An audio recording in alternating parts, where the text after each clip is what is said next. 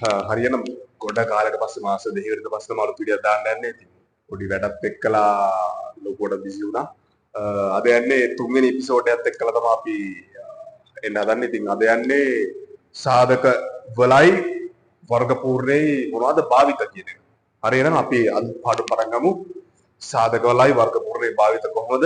අපි අපේ සාධක වලයි වර්ග පූර්ණේ භාවිත ගන්නේ ප්‍රස්ථාර වලට. ගොඩක් ඉතින් අපි බලමු කොහොමද ප්‍රස්ථාර වලට යන්නේ කියලා. මේ වීඩියෝ එක වර්ග පූර්ණයයි සාධක වලයි භාවිත. හරිනම් අපි ගමු පළවෙනි ප්‍රස්ථාරය හැටියට කොහොමද y සමානයි සාමාන්‍යම පොඩි සාධකයක් මේක අපි ගමු. y සමානයි x වර්ග ධන 6යි x ධන 5. right. y සමානයි 6x y සමානයි x වර්ග ධන 6x ධන 5. මේක මට ලියන්න පුළුවන් කොහොමද සාධක කඩන්න කලින් ලකුණ සමග x වර්ගයේ සංගුණකයේ ගුණිතයයි ලකුණ සමග නියතයේ ගුණිතයයි අරගෙන තමයි ගන්න බලමු. ඒක ධන 1 ධන 5. ධන 5 හැදෙන විදිහ බලන්න කොහොමද මට ධන 5 හැදෙන විදිහ කියන්න. ධන 1 ගුණ කිරීම ධන 1 ගුණ කිරීම ධන 5. ඒ වගේම ඍණ 1 ගුණ කිරීම ඍණ 5. දෙකේම කියන්නේ එකතුව මෙන්න මේ ධන 6ක් උකට x කඩන්න ඕනේ. ධන 6ක් වන එක තමයි ගන්න. මෙතන ධන 6ක් එනවා. මෙතන ඍණ 6ක් එනවා. ඒ කියන්නේ අපි ගන්න ධන 6ක් ටික.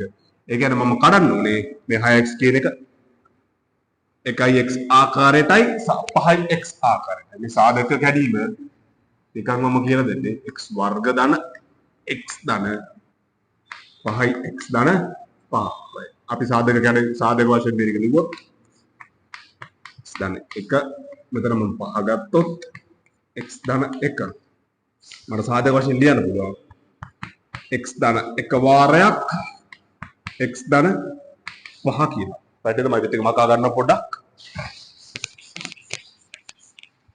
මට මෙන්න මේ y කියලා ගත්ත x වර්ග ධන 6x ධන 5 කින් ප්‍රස්ථාරය මට ලියන්න පුළුවන් x ධන 1 වාරයක් x ධන 5. right නේද? y සමානයි මෙන්න මේ ආකාරයට. right නේද? දැනට මම මේ හරිය පොඩි ප්‍රස්ථාරයක් කරගන්නම්. පොඩි ප්‍රස්ථාරයක් මම ලාවට අඳිනවා. right නේද? දැන් ඕගොල්ලෝ මම කියලා දෙලා තියෙනවා සහ මගේ පන්ති වලත් මම කියලා දෙලා තියෙනවා. මේ වාගේ විසඳුම් ගන්නෙ කොහොමද කියලා. විසඳුම් ගන්නෙ y සමානයි බිඳුව කිරීමෙන් තමයි මට විසඳුම් ගන්න පුළුවන්. අතන y සමානයි බිඳුව කිරීමෙන් x ධන 1 වාරයක් x ධන 5 සමානයි බිඳුවෙන්. right නේද? x ධන 1 x ධන 1 වාරයක් x ධන 5 සමානයි බිඳුවෙන්. අද මට ප්‍රස්ථාරය අරගෙන මොකක්ද මේ y සමානයි බිඳුවයි y සමානයි බිඳුව කරේ. right. අපි m y සමානයි බිඳුව. right නේද? හරි. මෙතන තියෙනවා y සමානයි 1. මෙතන තියෙනවා y සමානයි 2. මෙතන තියෙනවා y සමානයි 3 4. right නේද? හරි. y සමානයි බිඳුව කියන්නේ මොකක්ද? y සමානයි බිඳුව කියන්නේ මෙන්න මේක. ඒ කියන්නේ x රේඛාව. right. ඒ කියන්නේ x රේඛාව.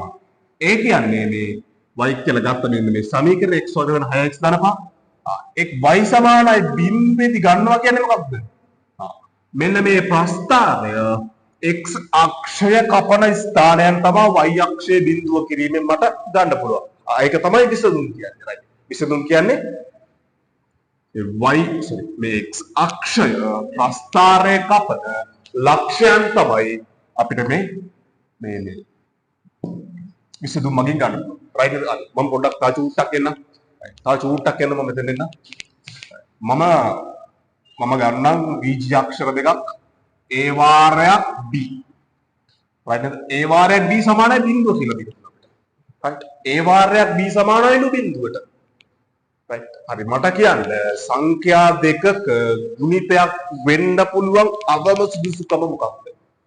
සංඛ්‍යා දෙකක ගුණිතයක් බිඳුව වෙන්න පුළුවන් අවම සුදුසුකම මොකද්ද? එකක් හෝ බිඳුව වීම තමයි සංඛ්‍යා දෙකක ගුණිතයක්.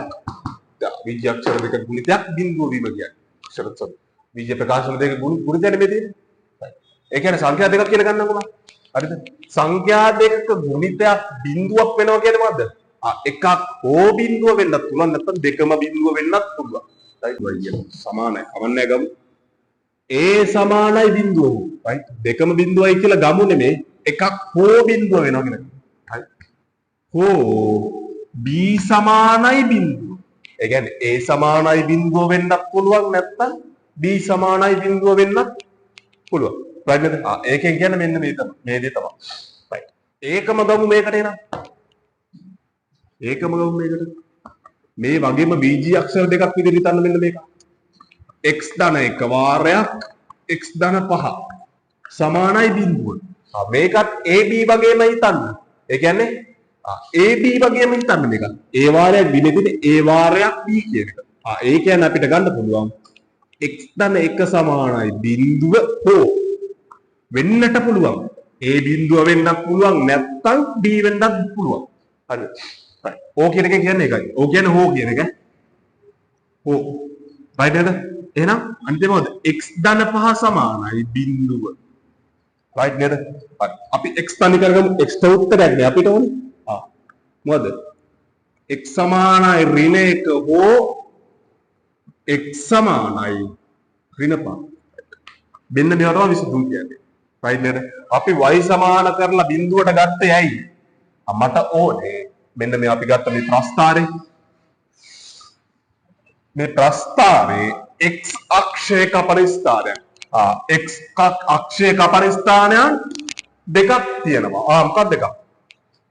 එකක් ඍණ 1 මම ගන්න ඍණ 1 ඍණ 2 ඍණ 3 ඍණ 4 ඍණ 5. right මොකක්ද දෙකක්? x ඍණ 1 අනික x ඍණ 5. ඒ කියන්නේ මෙන්න මේ ප්‍රස්ථාරය x ඍණ 5ත් x ඍණ 1ත් හරහා යනවා. මෙන්න මේම ලස්සනට යනවා. හරි නේද? අකින් දෙක හදාන්න. හරි. මෙන්න මේ විදිහට x ඍණ 5ත් x ඍණ 1ත් හරහා අනිවාර්යෙන්ම යනවා. හරි නේද? ඔන්න ඔය විදිහට යනවා. ප්‍රස්ථාරය වෙනස් කරලා ගන්න මොකද? හැබැයි අපි එක දෙයක් දන්නේ නැහැ. ඒ දේ මම කියලා දෙන්නම්. හැබැයි අපි එක දෙයක් දන්නේ. අපි දන්නවද? දේවල් දෙක තුනක්ම අපි දන්නේ නැහැ. ඔයා දන්නවද ප්‍රස්ථාරයේ අඩියගේ? නැත. ප්‍රස්ථාරයේ දෙකට බෙදෙන ලක්ෂය දන්නවද? නැත. දැන් අපි හෙව්වා සාධක භාවිතයෙන් ප්‍රස්ථාරයේ x අක්ෂයේ කපන ස්ථානය. සාධක භාවිතයෙන් අපිට කරන්න පුළුවන් එක දෙයයි ප්‍රස්ථාරයේ x අක්ෂයේ කපන ස්ථානය හොයන්න. right නේද? ඊට පස්සේ මට හොයන්න පුළුවන් වර්ග පූර්ණයේ භාවිතයෙන් මට හොයන්න පුළුවන්. ඩිය හොයන්න පුළුවන්. ඊට පස්සේ සම්මිතික අක්ෂය හොයන්න පුළුවන්. right ඒ කැලලක් පොඩ්ඩක් යමු එහෙනම්. right ඒක හොයන්නේ වර්ග පූර්ණයේ භාවිතයෙන්. වර්ග පූර්ණයේ භාවිතයෙන් මේකම කරන්නත් පුළුවන්. ඒකත් මම කියලා දෙන්නම් අපිට. right අපි නම් වර්ග පූර්ණය කරමු. x වර්ග ධන 6x ධන 5. වර්ග පූර්ණය මතක නැත්නම් මම දාලා තියෙන දෙවෙනි වීඩියෝ එක බලන්න. ඒක තියෙන වර්ග පූර්ණය. හරි නේද? මම මේකට අක් ගාලා වර්ග පූර්ණය කරන්න. ධන 3 පූර්ණ වර්ගය ඍණ 4. හරිද? ඔව් ඍණ 7. හරි නේද? මේක y සමාන. හරි නේද? හරි. මම ගත්ත එකක් පොඩ්ඩක් ඉන්න බලන්න. හරි. y සමානයි. මෙන්න මේක තමයි අපි වර්ග පූර්ණයෙන් ගත්ත වර්ග පූර්ණය කළ ගත්ත එක. මම වර්ග පූර්ණයේදී කියනවා අපි ගත්තා වර්ග පූර්ණයේදී ගත්තේ මොකද්ද? පූර්ණ වර්ගයක් සමග නියතයක්. හරි. වා දැනගන්න ඕනේ මෙන්න මේ නියතයෙන් එන්නේ මොකද්ද නියතයෙන් එන්නේ? ප්‍රස්ථාරයට සමාන කරොත් ප්‍රස්ථාරයේ අඩියේ අගය නැත්තම් අවම හෝ උපරිම අගය. ප්‍රස්ථාරය මොකද්ද? අවම හෝ උපරිම අගය. right මේ ප්‍රස්ථාරය මොකද්ද? අවමයක්ද උපරිමයක්ද? මේක අවමයක්. right ප්‍රස්ථාරයේ උපරිමයක් ආවොත් එන්න මේක තමයි උපරිමයක හැදෙන්නේ. right මේක අවමයක හැදෙන්නේ. හරි නේද? එහෙනම් මේක ප්‍රස්ථාරය මේ මම ලියනවා වර්ග සමීකරණය පූර්ණ වර්ගයක් පූර්ණ වර්ගයක් සමග නියතයක් ආකාරයෙන් ලියනවා. මෙන්න මේ නියතයේ අගය තමයි මොකද්ද? ප්‍රස්ථාරයේ අවම හෝ උපරිම අගය. හරිද? එකක් හරි. දැන් මෙතන අපි හොයාගන්න යන්නේ මේ මෙතන අගය හොයාගන්න යන්නේ. ඒක මම කියලා දෙන්නම්. හරි. ආයෙත් කියද? ප්‍රස්ථාරයේ අවම හෝ උපරිම අගය කියද? අපි අවතර ඍණ 4යි. මෙන්න මෙහෙම එකක් දාලා කඩේ ටිකක් දාලා දාන්න ඍණ 4යි. මොකක්ද අවම අගය කියද? ඍණ 4යි. අවම අගය ප්‍රස්ථාරය අවම ප්‍රස්ථාරය. රයිට් නේද? හරි. හරි. ඊළඟට යමු එහෙනම්. ඊට පස්සේ මොකද? සමමිතික අක්ෂය කියන්නේ ප්‍රස්ථාරය හරියටම දෙකට ගන්න තැන අපි. මේකෙදි මම කිව්වා කොහොමද? මේක තමයි සමමිතික අක්ෂයේ සමීකරණය. සමමිතික අක්ෂය. සමමිතික අක්ෂයේ සමීකරණය හොයද්දී මේ පූර්ණ වර්ගය බිඳුවට සමාන කරනවා. x ධන 3 පූර්ණ වර්ගය පූර්ණ වර්ගය බිඳුවට සමාන කරනවා. right නේද? පූර්ණ වර්ගය බිඳුවට සමාන කරපු ගමන් සමමිතික අක්ෂයේ සමීකරණය හම්බ. හරි. වර්ගය හැ පැත්තට ඇද්දී මූල වෙනවා. බිඳුවට මූල වෙනතන කිසි මගයක් එනවද? බිඳුවමයි. හරි. බිඳුවමයි. right නේද? ධන 3 එහා පැත්තට නේ x තනි කරගන්නට ඕනේ. right මට ඕනේ x තනි කරලා. හැබැයි ධන 3ක් ඉන්නවා. ධන 3යි කියන්නේ මේ පැත්තට ඍණ 3ක් දානවා. ආයෙ වගේ මෙහා පැත්තට ඍණ 3ක් දානවා. එහෙම දාද්දි ධන 3ට ඍණ 3 කැපිලා යනවා. x සමානයි ඍණ 3ක් වෙනවා. මම කරේ x තනි කරගත්තා. x ට අගයක් ගත්තා. ධන 3 සමාන කිරීමෙන් එහා පැත්තට දැම්මා. ඒතකොට x සමානයි ඍණ 3ක් වෙනවා. right නේද? ආයතන මොකද්ද? සමමිතික අක්ෂ සමීකරණය මොකද්ද? x සමානයි ඍණ 3. මොකද්ද? මෙන්න මෙහෙම x ඔන්නෝම ඍණ 3ක් තරහා ගත්තොත් අපිට ගන්න පුළුවන් මේක x සමානයි ඍණ 3. මොකද්ද මේක? මේ මොකද්ද? මේ x සමානයි ඍණ 3 කියන්නේ මොකද්ද? සමමිතික අක්ෂයේ සමීකරණය. right. මට මෙතන මේ අවමගිය මොකද්ද ගන්න පුළුවන්? අවම ලක්ෂය කන්නක් ගන්න පුළුවන් කොහොමද? ඉස්සලා x එක ඊට පස්සේ y එක කොහොමද ගන්නෙ? මට ගන්න පුළුවන් ඍණ 3යි ඍණ 4යි. right නේද? මේ අවම ලක්ෂයේ කණ්ඩාංක. right නේද? දැන් අපි කරේ මොකද්ද? සාධකයි වර්ග පූර්ණයයි ගන්න. හරි. සාධක වලින් මොනවද ගන්න පුළුවන්? සාධක වල මොකද්ද? විසඳුම් වලින් මොනවද ගන්න පුළුවන්? y සමානයි බිඳුව කරලා ගන්න පුළුවන් මොකද්ද? ප්‍රස්ථාරය y අක්ෂය කපන ස්ථානය. right නේද? ඒක සාධක වශයෙන් ගන්නත් පුළුවන් නැත්නම් අපේ වර්ග පූර්ණයම ගන්නත් පුළුවන්. මම කියලා දෙන්නම් වර්ග පූර්ණය ගන්න දැන්. හරි. ඊට පස්සේ වර්ග පූර්ණයෙන් ගන්න පුළුවන් මොකද්ද? වර්ග පූර්ණයෙන් ගන්න පුළුවන්. වර්ග පූර්ණය ගන්නවා කියන්නේ මොකද්ද? වර්ග සමීකරණයක් පූර්ණ වර්ගයක් එක්ක නියතයක් එක්ක ලියන කරනවා වර්ග පූර්ණය කියලා කියන්නේ. right. ඒකේ නියතයෙන් දැක්වෙන්නේ ප්‍රස්ථාරයේ අවම හෝ පරිමාර්ගය. එස පූර්ණ වර්ගයේ බිඳුවට සමාන කරලා මොකද්ද ගන්න පුළුවන්? සමමිතික අක්ෂයේ සමීකරණය. right නේද? ඒ දෙකම හම්බුණා. right නේද? හරි. අපි තව චූට්ටක් යමු. මේ මෙතන තියෙනවා y සමානයි x ධන 3 වර්ගයේ ඍණ. හරි නේද? අපිට මේකිනුත් ඉස්සරහට යන්න පුළුවන්. වාට සාධක කඩ ඉන්න ඕන නෑ. මේක තව පොඩ්ඩක් අපි විසඳුම් හොයමු. හරි නේද? විසඳුම් හොයනවා කියන්නේ මොකද්ද? y සමානයි බිඳුව කරනවා. x ට විසඳුම් ටිකක් හොයන්න තියෙන්නේ. right නේද? y සමානයි බිඳුව කරාමම x ධන 3 වර්ග ඍණ 4 right නේද? ඍණ 4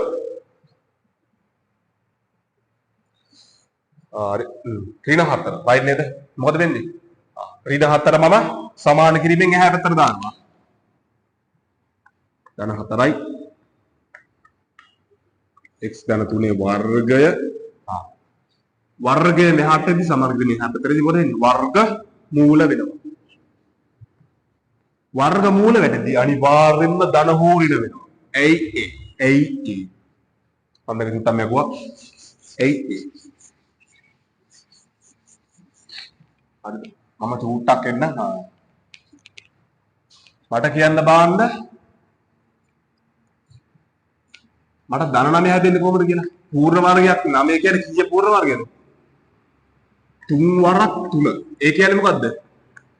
ධන 3 පූර්ණ වර්ගය. හරිද? ධන 3 වාරයක් ධන 3නේ.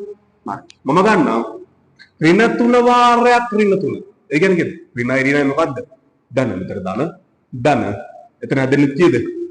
ධන 9යි. ඒ කියන්නේ මොකද්ද? වර්ගයක් හැදෙන්න එක්ක ධන සංඛ්‍යා දෙකක ගුණිතයක් වෙන්නත් පුළුවන්. හරිද? එක්ක ඍණ සංඛ්‍යා දෙකක ගුණිතයක් වෙන්නත් පුළුවන්. right නේද? හරි. ඒ හින්දා තමයි අපි මේ ධන හෝ ඍණ 4 කියන්නේ. ඒ කියන්නේ අගයන් දෙකක් ගන්න පුළුවන්. එක්ක ඔබේ ධන මූල 4. මූල 4 කියන්නේ කීයද? 2. ධන හෝරෙන කියන්නේ මොකද්ද? ධන හෝරෙන 2. එක අවස්ථාවක අපිට මේක ධන 2 විදිහට ගන්නත් පුළුවන්, ඍණ විදිහට ගන්නත් පුළුවන්. රයිට් නේද? හරි. මූල වලට අගයන් දෙකක් එනවා. මූල දාද්දි. හරි. x ධන 3. රයිට් නේද? මම මේක චූට් අබී බෙදෙන්න දෙන්න. හරි. ධන හෝරෙන 2. x ධන 3.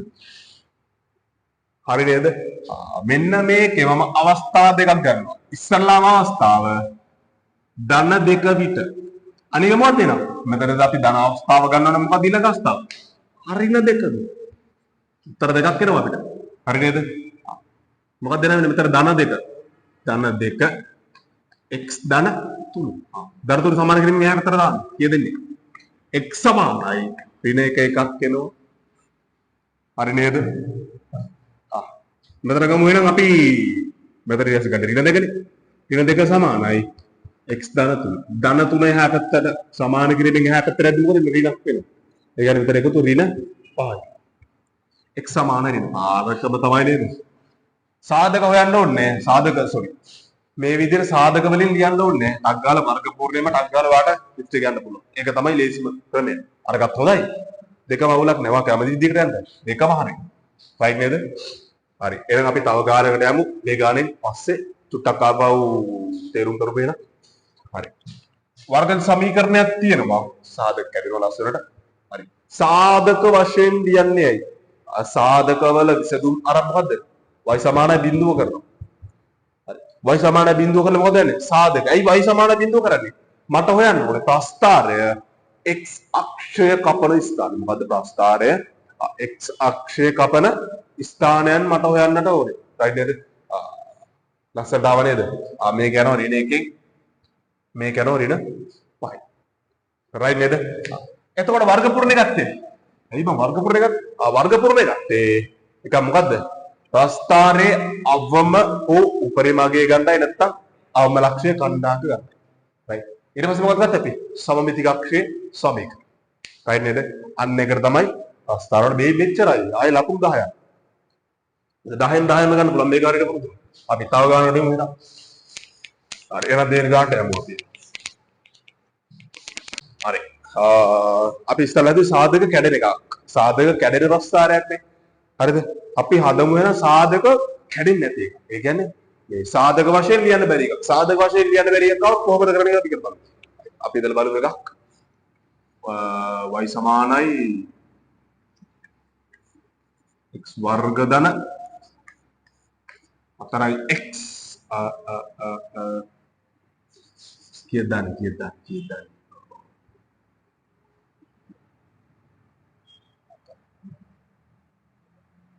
මම දාන්නම් ඍණ 5. මේ සාධක කැඩනවද? සාධක කැඩනවනේ. ඍණ 2 දාන්නකො බං. රයිට්. හරිද? කොහොමද එන්නේ? x වර්ග ධන 4x ඍණ 2. මේක වයිමු සාධක වෙනවා. ඍණ 2 දාන්න එපා. ඍණ 3 දාන්නකො බං. සෝරි. ඍණ 3 දාන්නකො බං. හරිද? පොඩි වෙනසක් කියලා හිතලා බැලුවේ. හරි නේද? මොකද ගන්නේ y සමානයි x වර්ග ධන 4x ඍණ 3.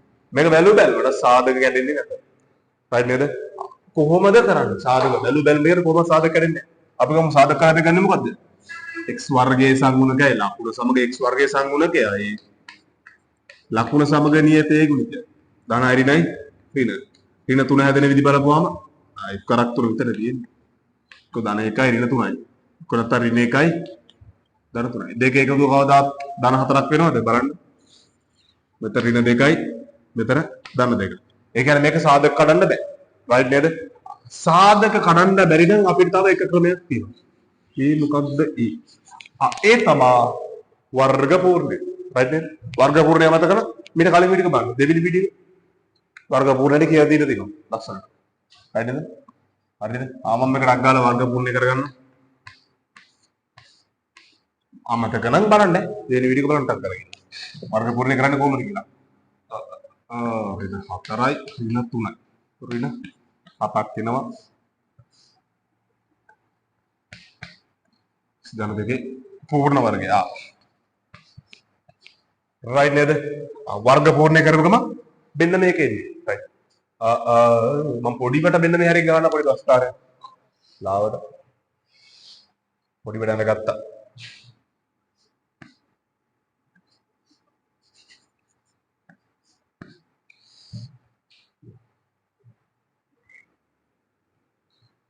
රයිට් නේද? දැන් අපි ඉස්සල්ලාම කරන්නේ මොකද්ද? අපි ඉස්සල්ලාම ප්‍රස්ථාරය මේ y කියන ප්‍රස්ථාරය x අක්ෂයේ කපන ස්ථානය. ඉස්සල්ලා වගේ ලස්සන උත්තරේ එන්නේ නැහැ. සාධක කැඩෙන්නේ නැහැ කියන්නේ ලස්සන උත්තරේ එන්නේ නැහැ. පොඩ්ඩක් දශම කරන්න. හරි නේද? හරි. අපි ගමු එහෙනම් මොකද කරන්නේ? ප්‍රස්ථාරය x අක්ෂයේ කපන ස්ථානය කියන්නේ මොකද්ද? මෙන්න මේ රේඛාව. ඒ කියන්නේ y සමානයි මොකද්ද වෙන්නේ? y සමානයි බිඳුව. කරනවා නෙමෙයි. y සමානයි බිඳුව කරනවා නෙමෙයි. මොකද y සමානයි බිඳුවේදී මොකද වෙන්නේ? ප්‍රස්ථාරය x අක්ෂය කපන බව. මොකද y සමානයි බිඳුවේදී ප්‍රස්ථාරය x අක්ෂය කපනවා. right? x අක්ෂය කපන ලක්ෂණ ටික ගමු අපි. y සමානයි බිඳුව කරමු. බිඳුව සමානයි x ධන දෙකේ පූර්ණ වර්ගය ඍණ 7. right hand සමාන කිරීමෙන් එහා පැත්තට ඍණ 7 මොකද වෙන්නේ? ධන 7ක් වෙනවා. x ධන දෙකේ පූර්ණ වර්ගය. වර්ගය එහා පැත්තට එද්දි මූල ධන හෝ ඍණ මූල 7. x ධන දෙකේ මොකද වෙන්නේ? වර්ගය එහා පැත්තට එද්දි මොකද වෙන්නේ? වර්ග මූල වෙනවා. වර්ග මූලෙදී මොකද අනිවාර්යයෙන්ම වෙන්නේ? ධන හෝ ඍණ. right නේද? දැන් මූල 7 කොහොමද ගන්නෙ? සමානට අනිවාර්යයෙන්ම පේපරේ දෙනවා වර්ගමූල 7 සමානයි මේ අගයක් දෙනවා. හරිද? මම අගය හොයාගත්තා. මේක ඉන්නේ 2.64යි 5යි දිගට ගෙනෙනවා. අපි පළවෙනි ස්ථානයට පළමු දශම ස්ථානයට වටේලා ගමු 2.5යි කියලා. හරි නේද? පේපරේ අනිවාර්යයෙන්ම දෙනවා පොඩි හින්ට් එකක්. මෙන්න මේ මූල ගාන සමානයි මෙන්න මේක කියලා අනිවාර්යයෙන්ම මේක තමයි හින්ට් එක. මේ මෙතෙන් දෙක ගන්නදී ආවනම් ඒ කියන්නේ ඒ දෙන හින්ට් එක තියෙනවනේ. සාමාන්‍ය මූල 6 සමානයි මෙන්න මේක මේ ගාන කියලා අපිට දෙනවා. දුන්නාම එතෙන්ට ගානේදී ලස්සනට එනවා. වාට එනවනම් මොකද අනිවාර්යයෙන්? ඒ ගානට උත්තර එනවනම් මොකද වෙන්නේ? වාට ගාන අනිවාර්යෙන් හැදිලා. හරිද? ඒක තමයි හින්ට් එක. ප්‍රස්ථාරවල දෙන හින්ට් එක ඒක තමයි. හරි. මූල හත කීයද? 2.6. ධන හෝ ඍණ 2.6. x සමානයි ධන 2. right. මොකද කරන්නේ එහෙනම් අපි? ධන අගය ගන්නත් පුළුවන්, ඍණ අගය ගන්නත් පුළුවන්. අපි ගමු ධන අගය. දෙපැත්තට ලියන්න. ධන 1 මේ මොකද්ද? කිසි ප්‍රශ්නයක් නෑ. කීයද නම් මෙතන ඉන්නේ? ධන 1 ගත්තාම 2.6 x ධන 2. ධන 2 මෙහාට ඉදින් මොකද වෙන්නේ? 2යි ඍණ 2ක් වෙනවා. 2.6 ඍණ 2 x. right. x සමානයි මොකද වෙන්නේ? 0.6 එකක් එනවා. අනික ගමු ඍණ අගය ගමු එහෙනම්. ඍණ 2.6 x සමානයි සමානයි x ධන 2. ධන 2 සමාන කිරීමෙන් එහා පැත්තටදී මොකද වෙන්නේ? ඍණ 2ක් වෙනවා. එතකොට උත්තරේ ඍණ 4.0 x සමානයි. මේ මොනවද මේ? මේ විසඳුම්. එහෙනම් මොනවද මේ? විසඳුම් කියන්නේ මොනවද? ප්‍රස්ථාරය x අක්ෂය කපන ස්ථානය. එකක් 0.6 අනික ඍණ 4.6. අපි ලම් කරමු එක මෙතන නම් මෙන්න මේ හැර උතරේ 0.6 තියෙනවා. මම මෙතනින්ම දාන්න ලස්සනට 0.6 කියලා. 0.6. මේ හැර දෙන 4.6. මෙරිනා කියන්නේ ප්‍රස්ථාරය මෙන්න මේ හරි ලස්සනට මෙන්න මේ ලක්ෂණේ කරා. right නේද? ඊට පස්සේ මොකද කරන්නේ? සම්මිතික අක්ෂයත් ඕනේ. මොකද? ප්‍රස්ථාරය අවම අක්ෂයත් ඕනේ. right එනවා අපි ගමු බලන්න. ඍණ 7 කියන්නේ මොකක්ද පුතා? මොකද්ද? වර්ගජ සමීකරණයක් පූර්ණ වර්ගයක් එක්ක නියතයක් එක්ක අපි ලියලා දිනවා. එහෙනම් අපිට ගන්න පුළුවන් මොකද්ද? නියතය කියන්නේ මොකද්ද? ප්‍රස්ථාරයේ අවම වූ පරිණාමය. මොකද්ද මේ ප්‍රස්ථාරය? අවමය. ඒ කියන්නේ ඍණ 7 කියන්නේ මොකද්ද? ප්‍රස්ථාරයේ අවමගේ. මේ මෙතන ලස්සනට ඍණ 7යි කියලා දාන්න පුතා. ලකුණු හම්බ වෙනවා. හරිද? ඊට පස්සේ මොකද්ද ගන්නෙ? සමමිතික අක්ෂය සමීකරණය. සමමිතික අක්ෂය සමීකරණය කොහොමද ගන්නේ? පූර්ණ වර්ගය බිඳුවට සමාන වෙන්නේ. x ධන 2 ඒක සමාන කරනවා බිඳුව. වර්ගය තිබ්බත් එක නැත්ත එක බිඳුවනේ. වර්ගය හැපැතරදී මූල වෙනවා. ඒතර x සමානයි නේද? ආයෙ මොකක්ද දෙන්නේ? ඍණ දෙක හරහා තමයි මේකේ සම්මිතික අක්ෂය. x සමානයි ඍණ දෙක. right නේද? දෙක ගන්න එපා. හරිද? සම්මිතික සමීකරණයක ලියන්න කිව්වොත් මෙන්න මේක කියලා කියන්න ඕනේ. ප්‍රස්ථාරවල උත්තර ටික ලස්සනට දෙන්න ඕනේ ඈ. right නේද?